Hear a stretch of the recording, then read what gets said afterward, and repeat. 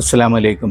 കേന്ദ്ര ഹജ്ജ് കമ്മിറ്റി മുഖേന ഈ വർഷത്തേക്കുള്ള ഹജ്ജ് തീർത്ഥാടനത്തിന് വേണ്ടി കേരളത്തിൽ നിന്നുള്ള വിമാന സർവീസുകൾ നാളെ അവസാനിക്കും.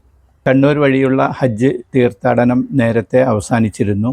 കോഴിക്കോട് നിന്നുള്ള അവസാന ഹജ്ജ് വിമാനം ഇന്നലെ ജിദ്ദയിലെത്തി. കൊച്ചിയിൽ നിന്ന് ഷോർട്ട് ഹജ്ജ് തീർത്ഥാടനത്തിനുള്ള വിമാന സർവീസുകൾ മാത്രമാണ് ഇനി ബാക്കിയുള്ളത്. ഷോർട്ട് ഹജ്ജ് വഴിയുള്ള അവസാനത്തെ വിമാന സർവീസ് നാളെ പുലർച്ചെ 1:15 ആയിരിക്കും. ഇതോടുകൂടി കേരളത്തിൽ നിന്ന് ഈ വർഷത്തെ ഹജ്ജിനുള്ള എല്ലാ വിമാന സർവീസുകളും പൂർത്തിയാകും.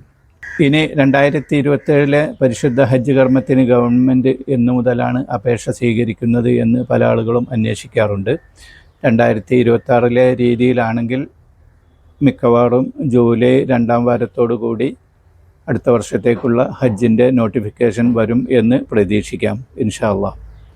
ഏതായാലും അടുത്ത വർഷത്തെ ഹജ്ജിന് പോകാൻ ഉദ്ദേശിക്കുന്നവർ ഉണ്ടെങ്കിൽ അവരുടെ പാസ്പോർട്ടിൻ്റെ കാലാവധി 2027 ഡിസംബർ 31 വരെയെങ്കിലും ഉണ്ട് എന്ന് ഉറപ്പുവരുത്തുന്നത് നന്നായിരിക്കും.